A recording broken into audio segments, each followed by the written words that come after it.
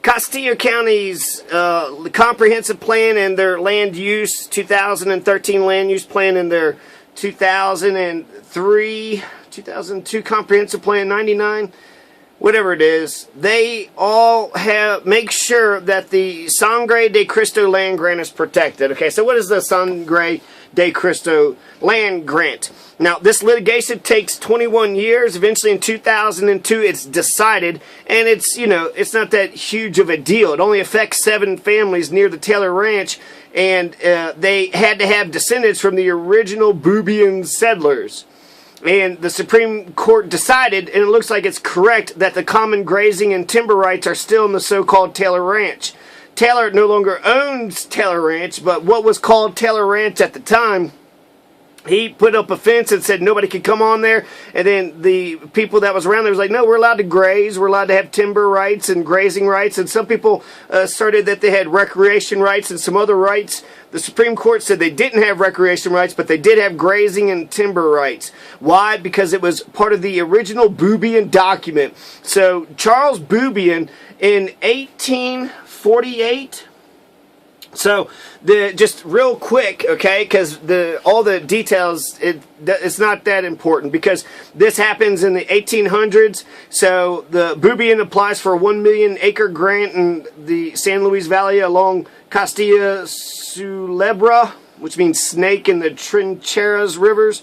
So, he already had one grant. He gets 1 million acres. Well, the Castillo County is focused on the Sangre de Cristo thing. So, it only affects 7 families. The end result is that grazing and timber rights must be respected by everybody. So even though if you have an estate residential piece of property, if you got an estate residential piece of property, you cannot have any cows or sheep or pigs or anything, any animals on there. You're exempted from having any kind of farm animals in estate residential. But I can have farm animals on my neighbor's property. So I can have cattle, just not on my own property, as long as they graze on my neighbor's property. So there is a lot of open range land. It is actually good for the soil, I think. Also, with humans, really, it's a dry, arid desert out there. So what? Well, 1 pound of anyways. So that's the principle. The principle that cows can shit on my land, but I can't shit on my land, I think it's totally fucked up. If you shit on my land without my permission, you're not going to shit in the fucking septic. I had to build this septic tank, and you're not going to shit in the fuck. I get to kick your ass. I get to kick your ass. But, I don't know. I probably would let the cows actually shit all over. So I'm not trying to. It's just the hypocrisy of the thing. Right? So I can't have cattle on my land, but I could use the neighbor's land to have cattle. And then I'm not allowed to shit on my own land, but all these cows can. So cows get more rights than humans? Yes. And why? Because of the Sangre de Cristo land grant.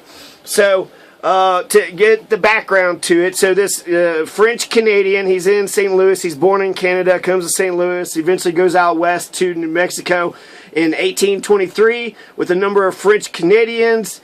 Then he applied to be a citizen of Mexico. Mexico was recently declared independent in 1821. So once Mexico became independent, he goes to New Mexico. And then there's the huge, war, right, with Mexico, 1846. But he applies for it in 1843 before the Mexican War. The Mexican governor of New Mexico, I think, right, or the area that was New Mexico, gives not him the grant. He actually gives the grant to his 13-year-old son, Narcisco Trottier, and a Taos businessman, Stephen Lewis Lee, who would later on become sheriff. So Stephen Lewis Lee and Narcisco Trottier is only important for a second. Eventually, the Taos Rebellion is going to kill both of those guys, and the governor of New Mexico, which is going to be after the Mexican-American War. So let's get to the Mexican-American War.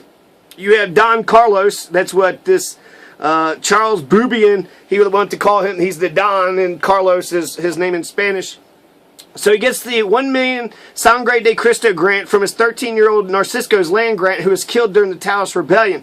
So the Taos Rebellion, they killed the governor Charles Bent. They killed the business partner and Taos Sheriff Stephen Lewis Lee, and the teenage Narcisco Boobian was killed too, or Trottier. So, okay. So now what? What happens, right? So what Charles Boobian is going to do, he gets the 1 million acres, the Sangre de Cristo land grant, and then the Americans had taken over New Mexico. So what did he do? Well, he flips immediately. Yeah, oh no, I love America. America is so great. The Cinco de Mayo celebrates a French invasion of Mexico from 1861 to 1867. So the president, Benito Juarez, he tried to freeze interest payments to Spain, England, and France, and then that was the justification for Napoleon III to invade in defense of free trade. So the Cinco de Mayo celebration is the repelling of the French invasion, but that happened in 1862, and this invasion's happened in the 1860s. There's also a civil war that's going on, so the Americans are killing each other, north and south, and then you got the French who just invaded Mexico, and then Colorado's kind of, it's kind of in between, right? Colorado doesn't become a state until 1876. The Confederates stopped it from becoming a state like 3 or 4 times because they didn't want to abolish slavery. There's too many abolitionists in the Colorado Territory. But eventually the governor of the Colorado Territory in 62, William Gilpin, buys the Sangre de Cristo land grant. It'd be finalized in March 1864 by Charles Boubion's family estate. Alexis Charles Don Carlos Boubion eventually sold his plot of land to Gilpin. William Gilpin, the governor of the Colorado Territory in 62, for $42,000 over taxes. Now, it seems to me, since there's a French invasion in Mexico, Americans are fighting each other, the French-Canadian, their land is going to, look very suspicious. So, even though Boubion, has the land grant, his son dies, he inherits it, then he sells it just 20 years later for taxes only $42,000. So now it's not Boubion's anymore. Now it's Colorado. It's the territory of Colorado. They own this Sangre de Cristo land grant. So where does the conflict happen? Well, the Boubion land grant allowed the people that settled in the San Luis Valley to be able to use the grazing and the timber rights. And so that had actually carried on. The laws and property rights were respected when America took over New Mexico, when America basically won the Southwest, took it from Mexico in 1846. So 1846 they take over the entire Southwest. And when they take over the Southwest, he immediately switches sides and he sells the damn thing, and now he doesn't have it. But the Boubion contract, or the Boubion document, the Boubion clause, the Boubion, the protection of timber rights and grazing rights as a common land for everybody. Everybody can have common land. They can have cattle, and then everybody can just, let the cows eat whatever they want to, wherever they want to. So that was a right instituted by Boubions, and then once it's sold to the Colorado Territory, then that carries on, and it's been a tradition for 100, 200 years. So when the Taylor Ranch came by, an 80,000-acre Taylor Ranch, the settlers wanted to retain their cattle, sheep, pig grazing, and firewood gathering and timber harvesting rights. And they won it. They eventually won it. It took 21 years. So 81, they established whatever, and then 2002, finally, the Supreme Court of Colorado says that yes, the 7 families around the Taylor Ranch are allowed to use the Taylor Ranch for grazing and firewood gathering and timber rights. So the families in the traditional drainage of the Kluge River, the traditional families that were there, or that could be tied to the original Boubion settlers. So if they've been there the whole time, some people said hunting, fishing, and recreation should be included. Hunting, fishing, and recreation is not included. None of the 7 families cannot go on the Taylor Ranch for hunting, fishing, and recreation,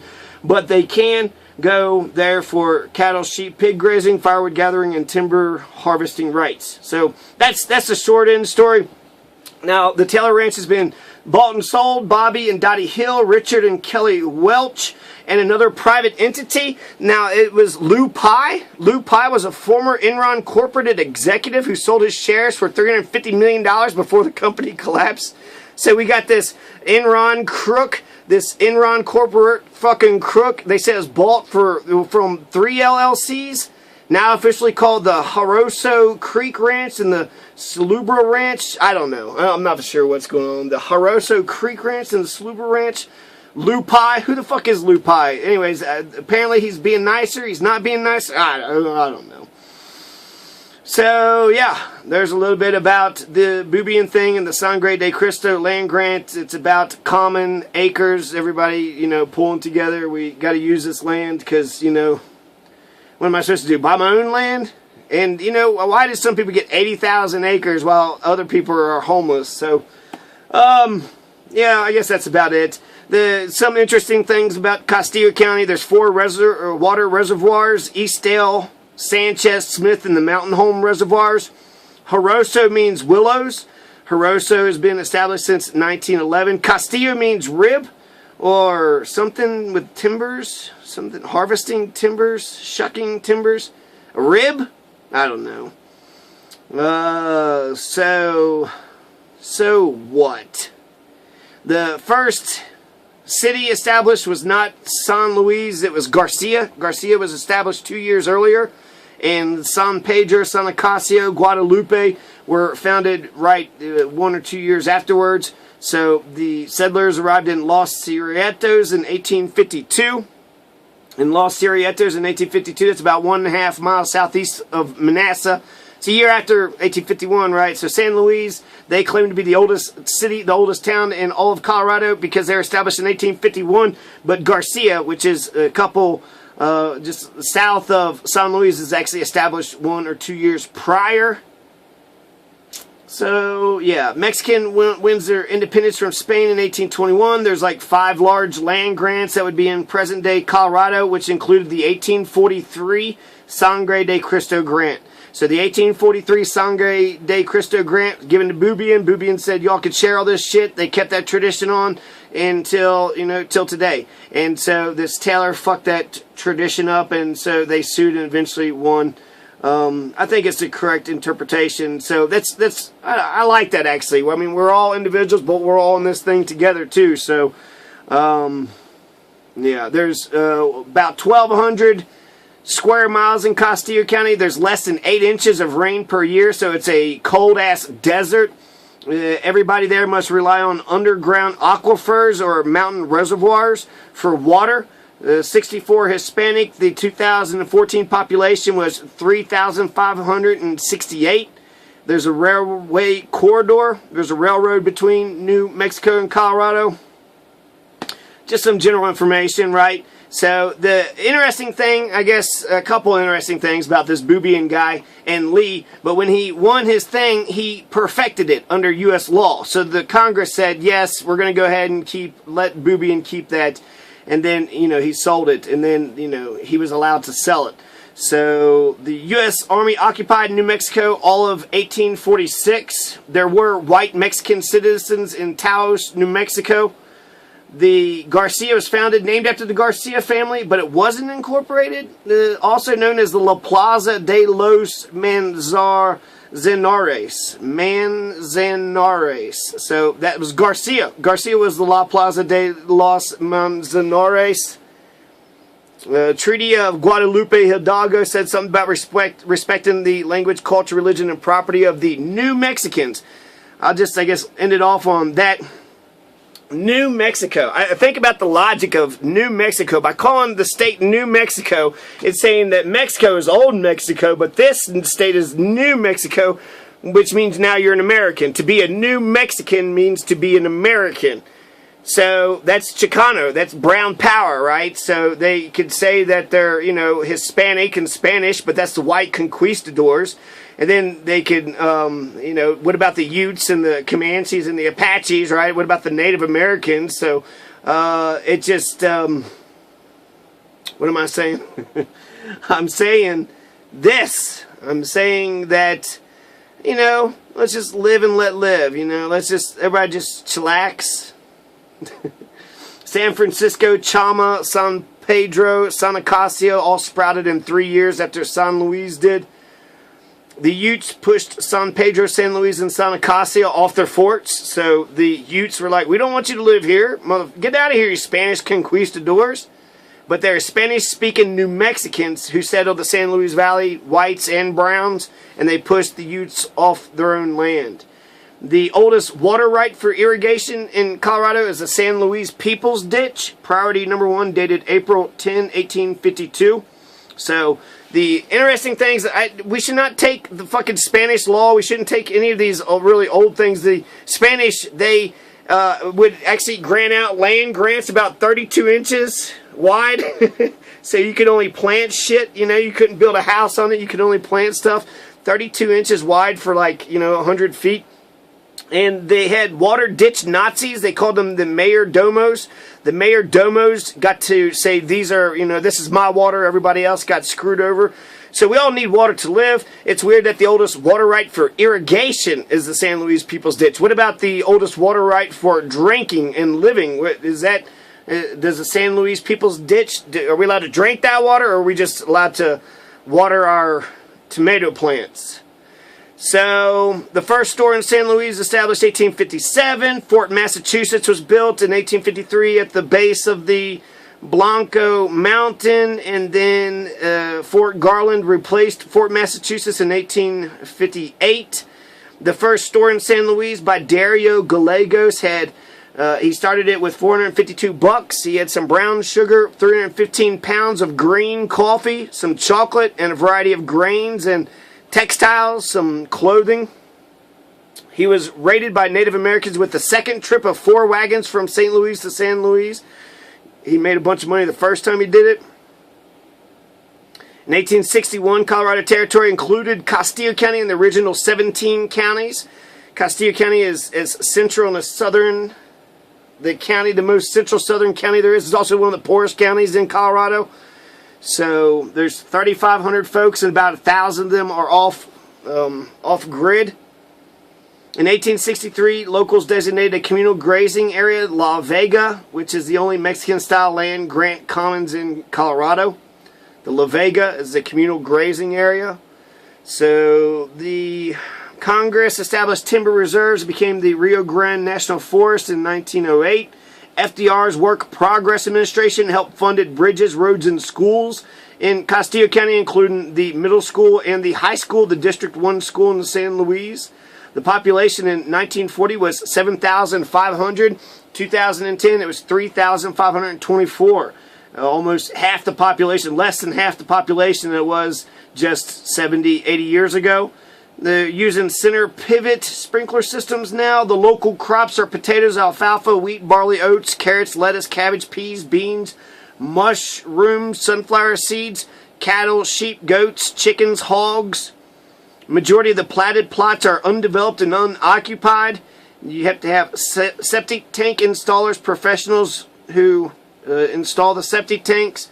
Hunters come to hunt the deer, elk, antelope, small birds, fowl, waterfowl, fishermen like the pike and the trout. Some people think that Lucupa cabra lives in Castilla County. Castilla is a Spanish word for rib or furring timber. Furring timber. Fur, like fur. I don't even know how do you fur timber. There's also mountain lions and bears. Gold was discovered in one of the mountains in Castilla County in 1858. Colorado Territory was established in 1861. The Carson Treaty was signed in 1868. Vera strips were 32-inch wide land grants. There was a Castillo County range war. That's what the whole Jack Taylor thing was. Jack Taylor bought about 80,000 acres. Lou Pye of Enron continues Jack Taylor's war. There's instituted a regime of violence. The Taylor Ranch, a.k.a. La Sierra. La Sierra is what the locals would call it. The Taylor Ranch is what he called it. Jack Taylor filed a suit, and then the judge, Olin Chilson, said Spanish Americans cannot make claims to another's land based on old Mexican law. But it was actually a French Canadian who got it granted to him under Mexican law, but got it perfected under American law once America took over the Southwest. So he said, America, Mexican government allowed me to have this. Can I still have it? America said yes. Congress said yes. And then eventually he's going to sell it to the Colorado Territory for $42,000 for just like 4 cents an acre. So for dirt cheap during the Civil War and the French invasion of Mexico. So 2002, Supreme Court overturns the appeals court, and they said that the Land Rights Council was correct. They sought to retain the local rights in the La Sierra, and like I said, they had won. So therefore, there is a limited access to the descendants of the original settlers of San Luis to the Taylor Ranch for the 7 families. Now they're allowed to do the timber, they're allowed to graze, firewood, right? But no recreating or hunting or fishing. So, you know, I guess I'll just end it off with this. I know I keep going, but I'm just kicking ass. Coronado was the governor of Nueva Galicia, New Galicia. So Coronado in the 1500s, right, you had Pizarro and you had, you know, De Soto. Cortez, he burned his own boats, you know, forced the guys to go fight, killed all the Incans, even burned their books, and nobody would even know, you know, their culture or what they were writing about. And they were raping, murdering, sitting dogs on people. You know, it was just like how the French are treating the Haitians. It's like how Columbus was a Spanish conquistador, killed 500,000 Taino natives. So Coronado is a war criminal. But people celebrate Coronado. I bought that one book, $12 book from their Welcome Center. And the Coronado, the book from the Welcome Center, makes it look like Coronado was the first person in the area, so let's celebrate him. But he just went around with 300 Spaniards, about over 1,000 Tlaxcalan Indians looking for the Gold City, Kibala or some shit. Who gives a fuck? He's a conquistador going around murdering people, and then when he goes back, I mean, he come across a Zuni town, Halka, it doesn't matter. He's found guilty of war crimes against the Native Americans. This is the Spanish conquistadors in the 1500s. After he does this little thing where he goes through Castilla County and goes up to Canada and doesn't find shit, when he goes back, he was setting dogs on natives and then just hanging them for just little tiny small transgressions. He was convicted of war crimes. The Spanish never convicted anybody of war crimes. The fact that he was even charged of any fucking thing just shows how sinister this son of a bitch was. He was the governor of the Jalisco, Sinaloa, Loyarite. He pawned his wife's estate. So, yeah, that's who Coronado is. The great Coronado, who had the power of Charles I. Charles I was a Spanish monarch in 1540. Great Charles the fucking first sent the white conquistadors to go, get the fuck out of here. Fuck Coronado. That is not a history I want to celebrate. So, his whole name was Francisco Vasquez de Coronado. So, yeah, from 1540 to 1542, he went to Kansas looking for the Gold City. Didn't find the Gold City, but he killed a lot of Native Americans. So, yes, great. Fucking fantastic. What about the Native Americans who were here for 14,000 years? Do they get, you know, any credit for being here first? No, but this fucking Vasquez de Coronado does. Oh, he had a bunch of Native Americans. He used as slaves. He sicked dogs on them, and he killed a whole bunch. Good, great, wonderful. Not. Fuck Coronado. So, here's something else interesting. Sagebrush, chamizo, rabbit brush, greasewood, yucca, pear, cactus all hold the soil together. It's desert. They call it the cold desert. So, it's cold, it's desert, arid, no rain, 8 inches a year, and it's freezing cold. So, you get sunlight, right? But during the cold, it's cold as fuck. The altitude's pretty high. And there's no water. So, goddamn, I mean, you already have a lot of natural elements fighting against you. Why would anybody make the struggle more difficult? So, the Treaty of Adams-Otis in 1890 established Arkansas River as the northern boundary between Spain and the U.S. Treaty of Cordova separated Mexico from Spain. Cinco de Mayo, it's a cold desert. What else? So yeah, Cortez, fuck De Soto, fuck Coronado. The book that I read, actually, that I got out of it seemed like it was a racist book. Titled in Spanish, but written in English. And it seems to attempt to glorify a culture of conquistadorian ignorance. They said, well, the Indians were introduced to sheep and horses, as if that, you know, Coronado going around raping and murdering their people was great and a glorious thing, and then eventually, you know, removing all of them. So what are they going to do with their sheep and horses now? Right? Oh, the great fucking Spanish introduced sheep and horses.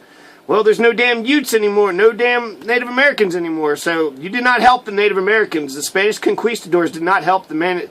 The war with Mexico was actually a bullshit war, but Polk, I guess, you know, the imperialism of Polk and the disorganization of Mexico, you know, is why America won that. Lincoln was opposed to it with the spot resolutions. It's pretty interesting. 1848 Treaty of Guadalupe was signed after the war with Mexico. And, yeah. So, the Sangre de Cristo land grant. That's everything I pretty much know about it.